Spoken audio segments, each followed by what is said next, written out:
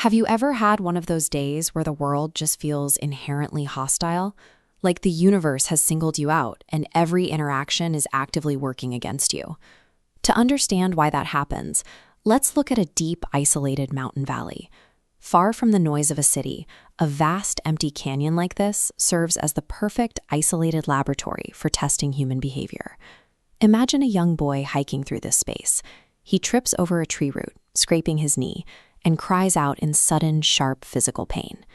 That jolt of pain naturally triggers an immediate involuntary vocal reaction. He isn't calculating his response. He's simply broadcasting his distress into the open air. Almost instantly, his cry bounces off the distant rocks and returns to his ears. But instead of recognizing the basic physics of an echo, the boy misinterprets this acoustic return as someone or something mocking him from the ridges above. His confusion quickly shifts to defensive anger. He stands up, cups his hands, and shouts a direct challenge into the void. "Who are you?"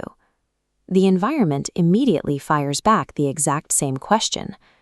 To the boy, this instantaneous mirroring validates his heightened defensive state, proving that there really is an aggressor out there. He escalates.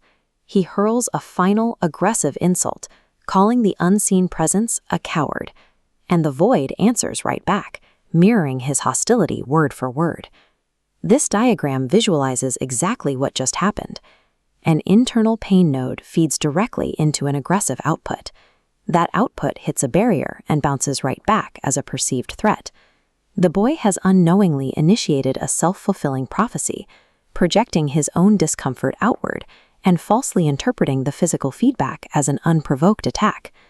Completely rattled, the boy turns to his father in distress. He genuinely believes an invisible enemy is hiding in the rocks, actively trying to antagonize him.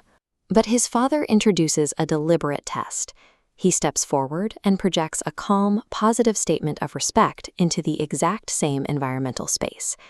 The acoustic return from the valley is immediate, but this time it flawlessly matches the father's steady intent and positive tone. This diagram shows acoustic neutrality. Notice how jagged lines representing negative output and smooth curves representing positive output hit a flat vertical surface and reflect back with exactly the same geometry. The valley has zero inherent hostility. It acts solely as a passive reflecting surface. The environment's response is dictated entirely by the initial emission, confirming the human is the sole source of the conflict. Now take the literal physics of sound in that isolated valley and apply it to the mechanics of your daily human interactions.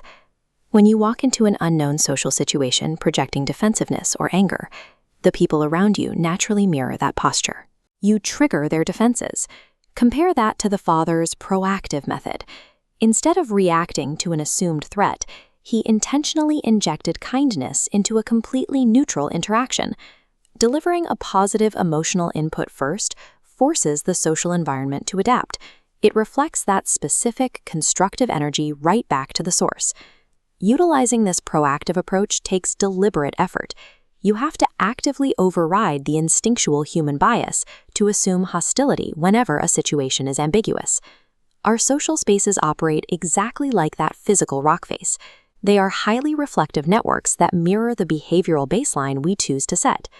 Back in the mountains, the boy's psychological tension evaporates. The illusion of a mocking enemy completely dissolves once he sees the mechanics of the reflection in action. His father outlines the core lesson.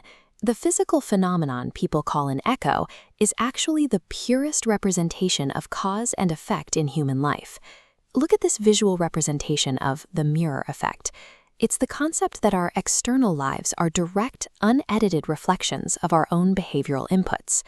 If you want to obtain specific outcomes from your environment, whether that is help, whether it is love, or simple respect, you have to deliberately emit those exact qualities first.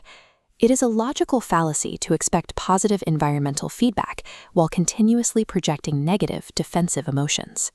Treat the world with the exact energy you wish to receive. The environment around you is a continuous echo chamber. It is always listening, and it always answers back.